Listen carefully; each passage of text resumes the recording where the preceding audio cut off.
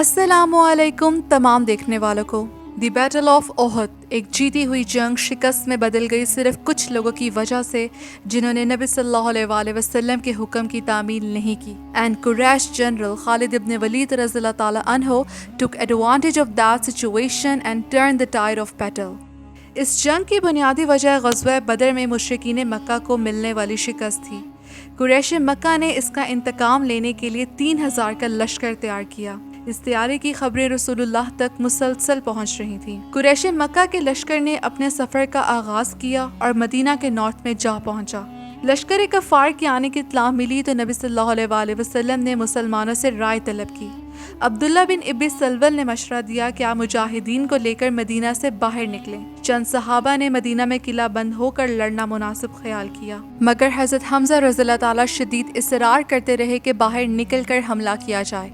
हज़रत मोहम्मद सल्लल्लाहु अलैहि वसल्लम ने मुसलमानों को शहर के बाहर जमा होने का हुक्म दिया। मुआहदे के रूह से यहूदियों पर भी दिफाए मदीना की जिम्मेदारी आयद होती थी, लेकिन उन्होंने हफ्ते के रोज़ लड़ने से इनकार कर दिया था। इसके बाद नबी सल्लल्लाहु अलैहि वसल्लम ने मुसलमानों के 1000 मुजाहिदीन के लश्कर को 3 ग्रुप्स में डिवाइड कर दिया था, मुहाजिरीन, औस और खिजरज।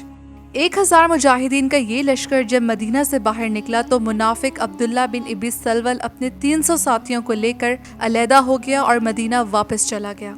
अब्दुल्ला बिन इब्न सलवल के अलहदा होने के बाद 700 मुजाहिद लश्कर में बाकी रह गए और अब इनके सामने 3000 की फौज खड़ी थी। रसूल सल्लल्लाहु अलैहि वसल्लम ने 700 मुजाहिदीन का जायजा लिया और 50 आर्चर्स तीर अंदाज को जबल ओहद पर भेजा ताकि कफ़ार पहाड़ के पीछे से आकर हमला ना करते, क्योंकि कफ़ार ने भी अपनी सफ आराई इस तरह से की थी कि घोड़सवारों का एक दस्ता खालिद बिन वलीद के अंडर पहाड़ के पीछे की तरफ खड़ा किया था ताकि वो मौके का फ़ायदा उठाकर पीछे से हमला करें। इसीलिए नबी सल्लल्लाहु अलैहि वसल्लम ने तीर अंदाजों को सख्ती से हुक्म दिया था कि कुछ भी हो जाए वो अपनी जगह से ना हटें।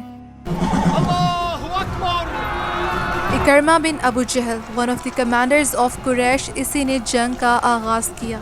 इसके साथ ही खालिद बिन वलीद रज़ियल्लाहु ताला ने जबल ओहद की तरफ हमला किया, लेकिन मुसलमान तीरंदाजों ने इसे बड़ी कामयाबी के साथ रोके रखा। खालिद बिन वलीद को पीछे हटते देखकर इकरमा बिन अबू जहल के दस्तों में खौफो हिरास फैल गया और वो बदर की तरह पीछे की तरफ भागने लगे।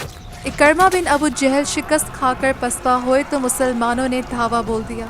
ये फतह की तरफ पहला कदम था, चुनाचे कुछ मुसलमानों ने माले गनीमत समेटना शुरू कर दिया। बुलंदी पर मौजूद मुसलमान तीरंदाजों ने दुश्मन को भागते और मुसलमानों को माले गनीमत समेटता हुआ देखा तो इन्हें ये गलत फहमी हो गई कि शायद फतह आम हो चुकी है, इसलिए इनमें से अक्सर ने अपनी जगह छोड़कर नीचे की तरफ भागना शुरू कर दिया। ये एक बहुत बड़ी गलती थी जिसे खालिद बिन वलीद ने भांप लिया और फौरन मुसलमानों पर इनके पीछे से हमला कर दिया। बचे कुछ मुसलमान तीरंदाज हमले की ताब ना ला सके। हज़रत हमज़ा रज़ियल्लाहु ताला सूरत हाल को देखकर पलटे और खालिद के हमले का जवाब दिया, मगर वो खुद वहशी के नेज़े से शहीद हो गए।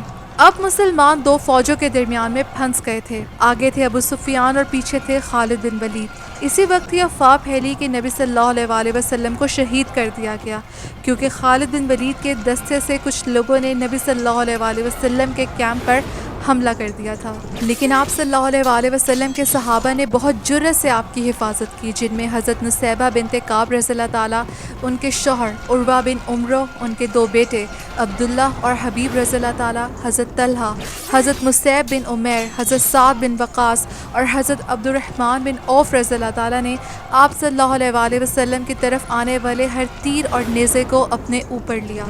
लेकिन मुशरिकीन के शोर मचाने की वजह से कि नबी सल्लल्लाहु अलैहि वसल्लम शहीद हो गए हैं, ये सुनते ही कई मुसलमान हौसला छोड़ बैठे। कुछ अनजाने में अपने ही साथियों के हाथों शहीद हो गए और कुछ लोग बेजिगरी से लड़ते रहे और इस तरह कफ़ार के हाथों शहीद हुए। सही बुखारी के मुताबिक कुल 70 मुसलमान शहीद हुए। मुसलमान किसी भी तरह इन 2 फौजों के दरमियान से लड़ते लड़ते निकले और नबी सल्लल्लाहु अलैहि वसल्लम अपने साथियों को लेकर ओहद की बुलंदी पर मौजूद एक गार में तशरीफ़ ले गए। जैसे जैसे मुसलमानों को आपकी सलामती की खबर मिली वो गार के गिर्द जमा हो गए। یہاں ذرا دم لینے کے بعد مسلمانوں نے اپنی فارمیشنز بنائیں اور ایک دفعہ پھر لشکر کفار کی طرف بڑھے۔ اگرچہ ابو سفیان کو علم ہو چکا تھا کہ نبی صلی اللہ علیہ وآلہ وسلم باسلامت ہیں اور اب مسلمان تازہ دم ہو کر پھر سے ہم پر حملہ آور ہو رہے ہیں، اور وہ یہ بھی جانتا تھا کہ مسلمان اب بلندی پر ہیں تو وہ تو ہمیں اپنے قریب بھی نہیں آنے دیں گے، اس لیے اس نے غنیمت جانی اور واپس جانے کو ہی ترجیح دی۔ البتہ اس نے جاتے جاتے یہ اعلان کیا کہ مسلمانوں اگلے سال پھر بدر میں مقابلہ ہوگا، اور اس نے یہ اعلان اس لیے کیا because they failed to achieve their strategic aim of destroying محمد صلی اللہ علیہ وآلہ وسلم and his followers۔